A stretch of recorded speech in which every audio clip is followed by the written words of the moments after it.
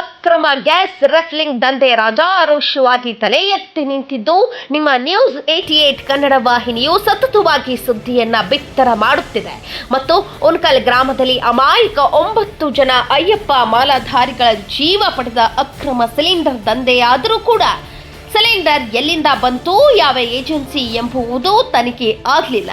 ಇದುವರೆಗೂ ಅಮಾಯಕ ಜೀವಕ್ಕೆ ನ್ಯಾಯವೇ ಸಿಗಲಿಲ್ಲ.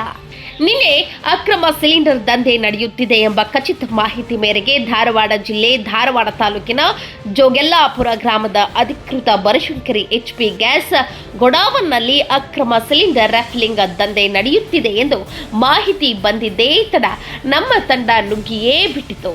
ನಂತರ ಸಂಬಂಧಪಟ್ಟ ಜಿಲ್ಲಾಡಳಿತ ಮತ್ತು ಪೊಲೀಸ್ ಇಲಾಖೆ ಸ್ಥಳಕ್ಕೆ ಭೇಟಿ ನೀಡಿದಾಗ ದಂಧೆಕೋರರು ಅಧಿಕಾರಿಗಳಿಗೆ ದಾರಿ ತಪ್ಪಿಸುವ ಕೆಲಸ ಮಾಡಿದರು. ನಂತರ ಅಧಿಕಾರಿಗಳು ಏನೂ ಇಲ್ಲ ಎಂದು ಮರಳಿ ಹೋದಾಗ ಮತ್ತೆ ನಮ್ಮ ತಂಡ ವಿವರವಾಗಿ ಮಾಹಿತಿ ನೀಡಿದಾಗ ಅಕ್ರಮವಾಗಿ ವಾಟರ್ ಪ್ರೆಷರ್ ಮಷೀನ್ ನಿಂದ ಹೇಗೆ ಅಕ್ರಮ ರೆಫ್ಲಿಂಗ್ ಮಾಡುತ್ತಾರೆ ಎಂದು ಸ್ಥಳೀಯ ತಹಸೀಲ್ದಾರ್ ಹೂಗಾರ್ ಅವರಿಗೆ ಮಾಹಿತಿ ಕೊಟ್ಟಾಗ ಹೌದು ಎಂದು ಪರಿಶೀಲನೆ ಮಾಡಿ ಸುಮಾರು 400ಕ್ಕೂ ಹೆಚ್ಚು ಸಿಲಿಂಡರ್ ಮತ್ತು ಅಕ್ರಮಕ್ಕೆ ಬಳಸುವ ಸಾಮಗ್ರಿಗಳನ್ನು ವಶಪಡಿಸಿಕೊಂಡು ಧಾರವಾಡ ಗ್ರಾಮೀಣ ಪೊಲೀಸ್ ಠಾಣೆಯಲ್ಲಿ ಪ್ರಕರಣ ದಾಖಲು ಮಾಡಿಕೊಂಡರು. ಇವತ್ತು ಧಾರವಾಡ ತಾಲೂಕಿನ Banashankari enterprises HP gas distributor ಇವರು ಡೊಮೆಸ್ಟಿಕ್ ಗ್ಯಾಸನ್ನು ಕಮರ್ಷಿಯಲ್ ಆಗಿ ಉಪಯೋಗ ಮಾಡ್ತಾರೆ ಅಂತ ಹೇಳಿ ನಮಗೆ ಕಂಪ್ಲೇಂಟ್ ಬಂದ ಪ್ರಕಾರ ಇವತ್ತು ಈ ಒಂದು ಗ್ಯಾಸ್ ಇದಕ್ಕೆ ಜೋಗೆಲ್ಲಾಪುರಕ್ಕೆ ನಾವು ಭೇಟಿ ಕೊಟ್ಟಿದ್ದೀವಿ.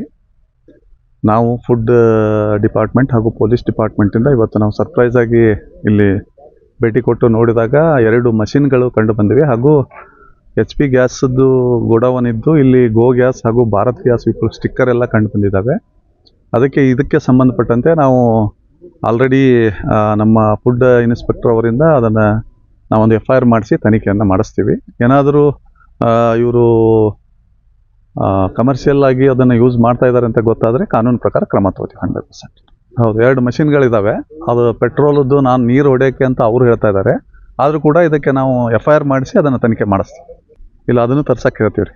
ಹಂಗೊಂದು ವೇಳೆ ಹೋಗಿದ್ರೆ ಕಡಿಮೆ ತೂಕದ್ದು ಏನಾದರೂ ಡಿಸ್ಟ್ರಿಬ್ಯೂಟ್ ಆದರೆ ಅದನ್ನು ಕಾನೂನು ಪ್ರಕಾರ ಇವ್ರ ಮೇಲೆ ಆ್ಯಕ್ಷನ್ಗೆ ನಾವು ರೆಕಮೆಂಡ್ ಮಾಡ್ತೀವಿ.